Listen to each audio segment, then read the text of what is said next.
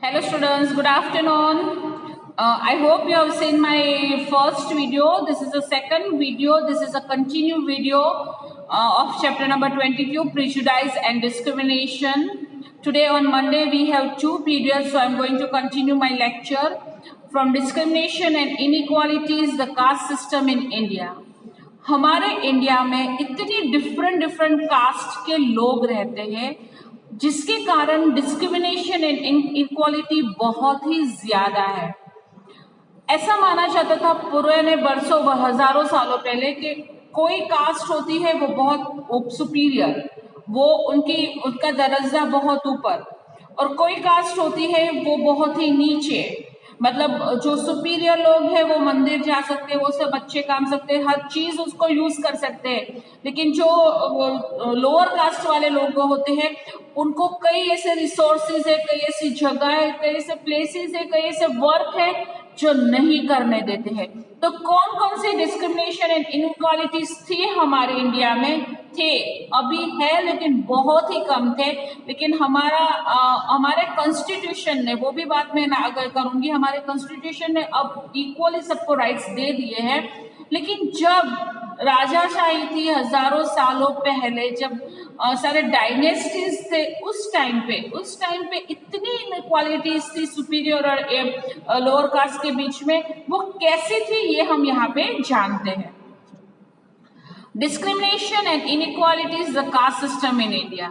As explained in the previous chapter, inequality refers to the unfair differences between people in terms of wealth, resources and opportunities. Last diversity के chapter में मैंने आपको पहले समझा दिया था कि इनइक्वालिटी क्या है।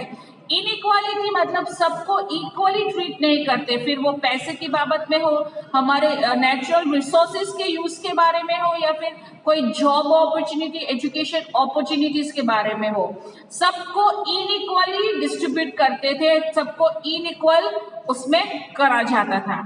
The caste system in India is an example of how discrimination against certain section of people leads in inequality. हमारे इंडिया में जो डिफरेंट कास्ट थी ना, वो सबसे बड़ा एग्जाम्पल है डिस्क्रिमिनेशन का। इससे हमें पता था, हमारी कास्ट डिफरेंट कास्ट से हमें इनइक्वालिटी के बारे में पता चलता है और डिस्क्रिमिनेशन के बारे में पता चलता है। The caste system, as you already know, began as a simple division of people on the basis of their occupation. However, it became rigid and hereditary over the course of time.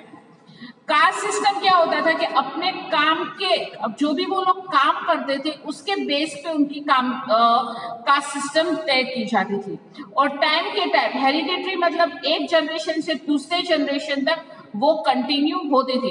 For example, जो पुजारी लोग होते हैं, जो पंडित होते हैं, उसको हम ब्राह्मण्स कहते हैं, तो वो उनकी कास्ट हो गई।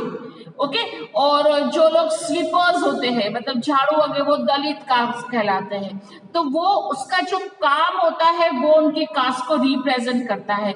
और हेरिडिटरी मतलब टाइम टू टाइम जैसे जनरेशन चेंज होती है, वो कास्ट सिस्टम वैसी आगे बढ़ती रहती है। The first three castes, Brahmin, Kshatriya and Vaishyas, Vaishyas मतलब वैष्णव्स, began to consider themselves superior to the lower caste. ये थ्री कास्ट थे, ब्राह्मण्स, क्षत्रिय एंड वैश्यास मतलब वैष्णव लोग, वो अपने आप को एकदम सुपीरियर कास्ट मानते थे। ये हजारों सालों पहले की बात है। आज के जमाने में सबको इक्वली देखा जाता है, लेकिन हजारों सालों पहले जो लोग ब्राह्मण्स थे, जो जिसकी कास्ट क्षत्रिय थी, और जो वैश्यास थे, वो लोग अपने आप को दूसरी कास्ट से सुपीरियर मानते थे, मतलब ऊपर मानते थे। The Sudras, the fourth caste, perform manual jobs and serve the other three castes. लेकिन जो लोग सुद्रास कास्ट के अंदर आते थे, उन लोगों को मैनुअल जॉब्स मतलब झाड़ू करना, कचरा उठाना, वो सारा काम करना पड़ता था। और दूसरी जो हमने कास्ट की बात की, जैसे कि ब्राह्मण्स और क्षत्रिय एंड वैश्यास, उन लोगों को सर्व करना मतलब उनकी सेवा करनी होती थी। किसको? सुद्रास को।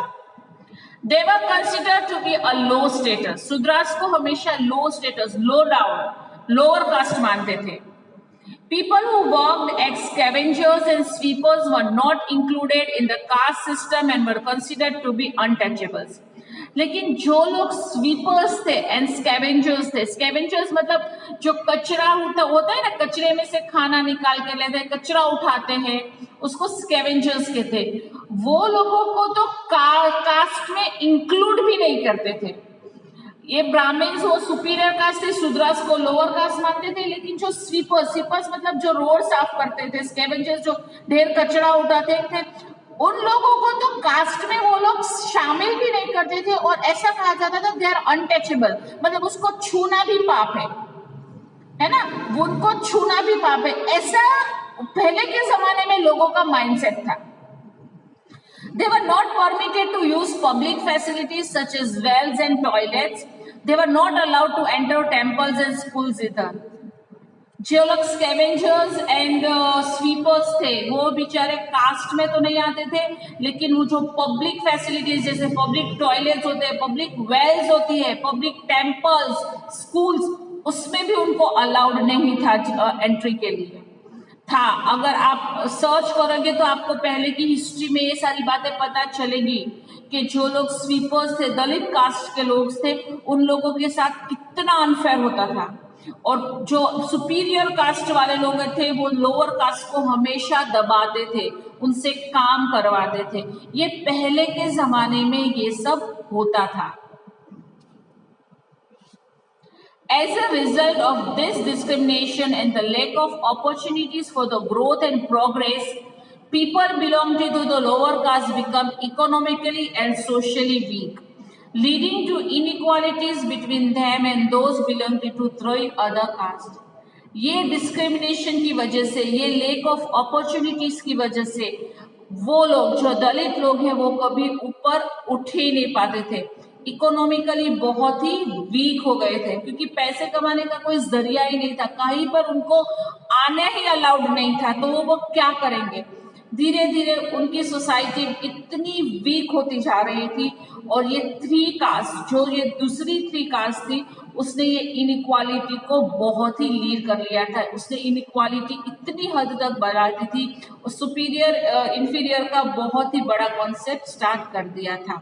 ये पहले के हजारों सालों पहले जमाने में ये सारी चीजें होती थी।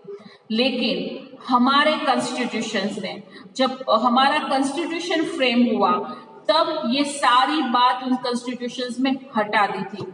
कैसे, ये मैंने आपको नेक्स्ट पीरियड में बताऊंगी। आपने डॉक्टर बी आर आम्बेडकर का भी नाम सुना है, जिसने हमारे कॉन्स्टिट्यूशन को फ्रेम किया था। उसने इसमें बहुत ही मेजर रोल प्ले किया है। कैसे हुआ, क्या हुआ, मैं आपको सारी बात नेक्स्ट पीरियड में बताऊंगी। आई होप जो मैंने अभी आपको discrimination and inequality in the caste system बताया है वो आपको समझ में आ गया होगा। दोनों वीडियोस अच्छे से देख लेना, और फिर इसमें कोई प्रॉब्लम है तो आप मुझे कमेंट्स में पूछ लेना या फिर आप लिख लेना, तो हम जूम क्लास में वो डिस्कस कर लेंगे। ठीक है, चलो, I catch you again in the next period. Bye bye.